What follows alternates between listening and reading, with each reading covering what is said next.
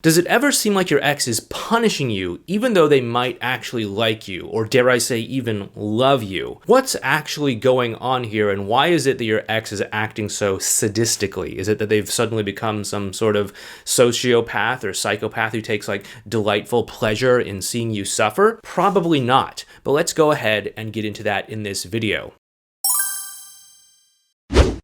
Hey there, it's Clay with modernlove.life. Now, you've been with your ex for however long you've been in a relationship for, probably at least a few years. And as the result of that, you probably know them reasonably well. So you know that they have a certain caring quality about them. Maybe you know that they kind of keep their emotions close to their chest, or maybe you know that they have a hard time being vulnerable, or whatever the case might be. But you have a good sense about them. And chances are, if they were to suddenly flip on a dime and become some sort of manipulative, sadistic kind of person, you would probably have seen that in your time together in some capacity. Now, obviously, I can't evaluate them, but most people aren't sadistic people. They're just trying to get through this confusing, overwhelming thing we call life and doing their best to try to get their own little piece of happiness out of this. So what actually is happening when your ex is actually punishing you after the breakup, even though they might like you? Where is this coming from? Chances are it's not them intentionally doing this to try to, inflict pain on you, but it's actually coming from a place of them trying to elicit your true character. And by the way, if you like these videos that we do, just help me out by gently tapping the thumbs up button. It does help us out. What we're talking about here is trust. Now, they want to learn to trust you, and they want to learn to put their trust in you, but they're not really sure what version of you to put that trust in right now, because the two of you broke up, right? And that happened for whatever reason that it happened for. And if you're like a lot of people that watch this channel and follow this channel, you've probably made some significant changes since that breakup to try to improve yourself, or try to correct course, or try to get back on the right track with them in one form or other. And don't get me wrong, they probably do like this. They probably do want to continue to see these positive things from you.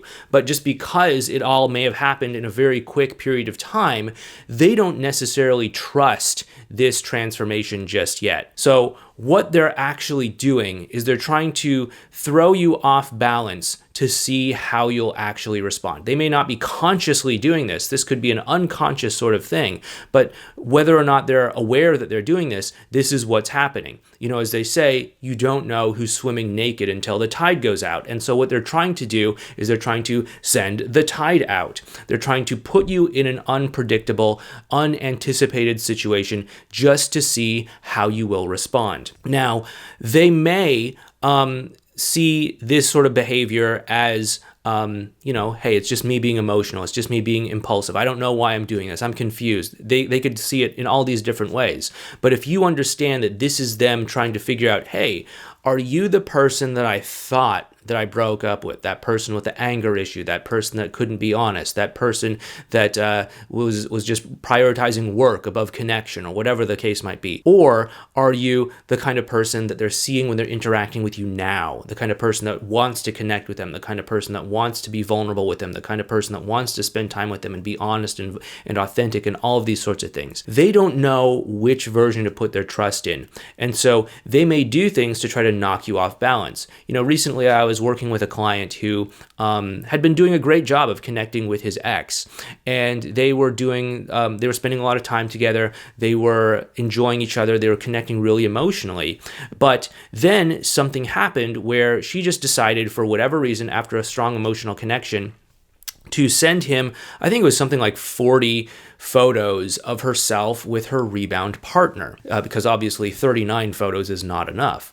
But why did this happen? Is this because she's psychotic? Is it because she's crazy? Is it because she's sadistic or something like that? Not necessarily. It's because her and our client were getting closer and closer together, to the point where she was starting to feel this choice looming on the horizon. What was the choice?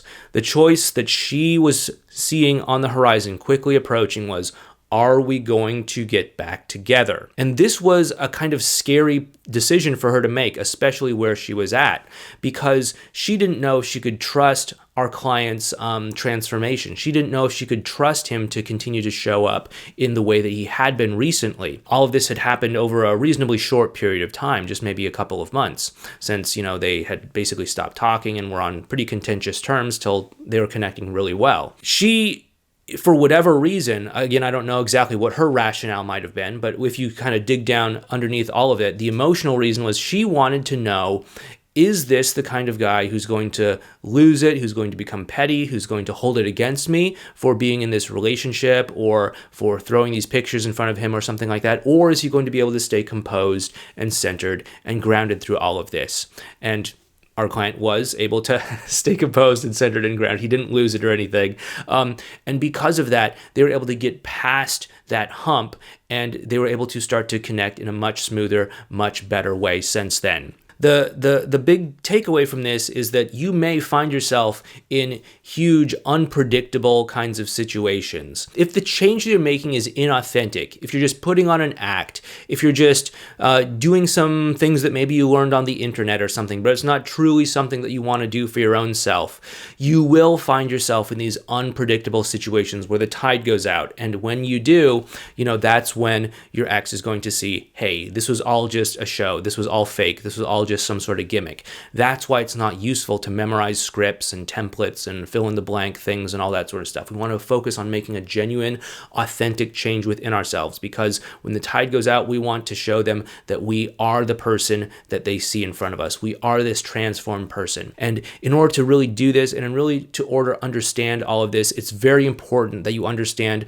your ex's emotional journey through these 5 stages that they go through on the process of learning to trust you again. So what I'd like you to do next is check out this video right here on your ex's 5 stages of getting back together. This is incredibly insightful, and a lot of subscribers of this channel have said that this has been one of the most insightful things that they've learned about their ex is by going through this video right here.